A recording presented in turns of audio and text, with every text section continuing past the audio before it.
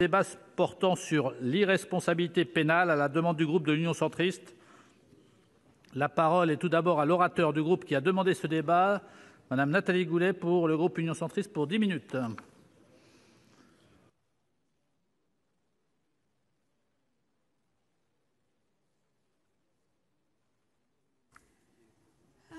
Monsieur le Président, Madame la Garde des Sceaux, mes chers collègues, le débat de contrôle que nous avons aujourd'hui, donc à la demande de l'Union centriste, est un débat important, rendu nécessaire par la multiplication des actes de terrorisme qui semblent bousculer notre droit de la responsabilité.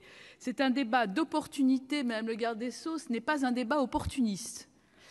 Et je ne vous cache pas que toucher à ce sujet me fait penser à une formule de Robert Badinter sur la Constitution, c'est quand même y toucher d'une main tremblante, tant il implique des domaines différents. D'emblée, il n'est pas question de revenir sur le principe d'irresponsabilité pénale. Lui-même, juger des individus qui n'auraient pas conscience de leurs actes serait pure barbarie, évidemment, et une négation des principes républicains. L'irresponsabilité pénale est un garant du respect des libertés individuelles et, comme le dit l'ancien procureur Bilger, parfois bien juger, c'est ne pas juger. Depuis 2014, je travaille sur les questions de radicalisation et celui des discours évidemment extrêmes. Violence s'applique aussi à l'extrême droite, la suprématie blanche. Et je sais aujourd'hui que le traitement de beaucoup d'auteurs de ces attentats relève plutôt de la psychiatrie que de la prison. Malheureusement, la situation est ainsi. L'équilibre dans un état de droit entre sécurité et liberté est un débat probablement aussi ancien que le droit pénal. Des personnalités différentes de tendances politiques, tout horizon confondu, font le constat de cette tendance à considérer les auteurs d'actes terroristes islamiques comme des déséquilibrés. L'avocat Gilles William Goldnadel, avec lequel j'ai par ailleurs beaucoup de désaccords, exprime ça de la façon suivante. C'est une tendance lourde du personnel médiatique et politique occidental des dernières années à considérer et à psychiatriser le terrorisme islamique. Plus sérieusement, je dirais, en tous les cas de façon plus constante, le quasi-lanceur d'alerte en matière de djihadisme et de djihadistes français, le journaliste David Thompson, souligne en ces termes « Appréhender uniquement le djihadisme sur le prisme d'une pathologie mentale ou d'un enrôlement sectaire vise à permettre aux autorités de nier la rationalité de l'engagement individualiste, politique et religieux qu'il représente indéniablement auprès des acteurs concernés. Et cette réalité est plus dérangeante à admettre politiquement. Il poursuit, les djihadistes sont loin d'être tous fous, ils ne sont pas non plus tous idiots, même s'il serait tentant et rassurant de le croire.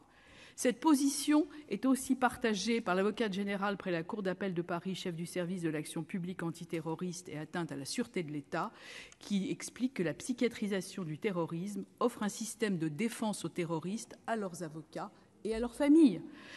Ainsi, réduire les terroristes islamiques à de simples déséquilibrés mentaux ne fait rien d'autre que banaliser le chemin de leur impunité. Olivier Roy explique quant à lui, en fait, s'il est vain de s'interroger sur la folie des terroristes, il est clair que la construction narrative de Daesh peut fasciner des gens fragiles, souffrant de vrais problèmes psychiatriques, ce qui peut être le cas du tueur de Nice. Plus récemment, convenir qu'un acteur s'intoxiquant lui-même en commettant un crime soit considéré irresponsable pénalement, car il se trouve dans un état d'ébriété qu'il a lui-même causé. Metz, ville juive, nous avons eu des exemples récents, l'auteur de l'attentat de Nice, on en parle évidemment, et puis l'affaire de l'assassin de Sarah Halimi, antisémite mais pas responsable. La multiplication des agressions à des niveaux de violence variables interroge. Et lors d'un colloque, l'Institut pour la justice, dans un colloque qui s'est tenu en décembre 2018, Terrorisme, psychiatrie et justice, a publié des actes tout à fait intéressants dont, pour ne rien vous cacher, je me suis inspirée, c'est mieux. L'improvisation dans ce type de sujet est douteuse. Et donc, je me suis inspirée d'une chronique également au Dalloz sur... de Fiona Conan et Clément Brossard du 10 février, donc extrêmement récent, Il vaut mieux citer ses sources, c'est toujours mieux. Donc en France, la jurisprudence tendait à reconnaître la responsabilité pénale de celui qui s'était lui-même mis en état d'ébriété. On a évidemment l'article 64 et puis l'article 122.1 du Code pénal. L'abolition du discernement au moment des faits exonère donc la personne de sa responsabilité pénale, alors que le trouble mental partiel est une cause d'atténuation de la responsabilité pénale. Le trouble doit en toute hypothèse être prouvé. Il n'existe pas de présomption d'irresponsabilité ou d'atténuation de responsabilité. En raison de la difficulté pour les juges de constater eux-mêmes le trouble, une expertise psychiatrique est souvent ordonnée par la juridiction d'instruction ou de jugement. Cette expertise psychiatrique est d'ailleurs obligatoire en matière criminelle. Dans un arrêt du 13 février 2018, la Cour de cassation avait renvoyé le mis en examen devant la cour d'assises en relevant notamment que la consommation importante de stupéfiants ne doit pas s'analyser comme une cause d'abolition du discernement, mais au contraire comme une circonstance aggravante. Et c'est quand même logique. On a des circonstances aggravantes qui existent dans le code de la route et qui n'existeraient pas dans notre code pénal. Quant à la recherche volontaire d'ébriété, qu'elle soit provoquée par l'alcool ou par les substances stupéfiantes, ne peut être une cause exonératrice de responsabilité, même si l'intéressé commet une infraction non préméditée, qu'il n'aurait en toute hypothèse pas commise s'il avait été dans un état normal. Des études multiples montrent que le nombre de ces derniers s'intoxiquant volontairement afin de se donner du courage pour pouvoir procéder à leur acte délictueux. C'est le cas prévu par la loi. Cette intoxication vaut préméditation. Mais où placer le curseur ? Où se trouve la frontière entre, d'une part, l'irresponsabilité pour cause d'intoxication et, d'autre part, la cause aggravante de responsabilité ? C'est bien la question qui nous pose. Depuis la loi de 2008, lorsque le juge d'instruction considère qu'il y a irresponsabilité pénale, l'instruction peut se clore devant la chambre de l'instruction. Et donc, notre excellent collègue Roger Carucci vient de déposer une excellentissime collègue Roger Carucci vient de déposer une proposition de loi qui vise précisément à modifier cette procédure. Et donc, la sensibilité de ces procès devrait permettre de ne pas échapper à un procès aux assises. Un débat public fouillé, la recherche, les auditions d'une cour d'assises permettent à la famille, Madame le garde des Sceaux, de mieux comprendre les faits et évidemment de faire son deuil. La question est de savoir qui doit trancher l'irresponsabilité pénale, des magistrats professionnels ou un jury populaire. Il y a là un angle mort de nos dispositifs. J'ai moi-même déposé une proposition de loi pour modifier l'article 122.1 du Code pénal, qui est évidemment très bien complété par la proposition de Roger Carucci. Et nous pensons, Madame le garde des Sceaux, aux droits des familles. Et je crois qu'il est important de revoir ce dispositif. Tout le monde a conscience de la difficulté de revoir le dispositif du Code pénal, et surtout dans des circonstances qui sont celles du moment et aussi qui touchent à la psychiatrie.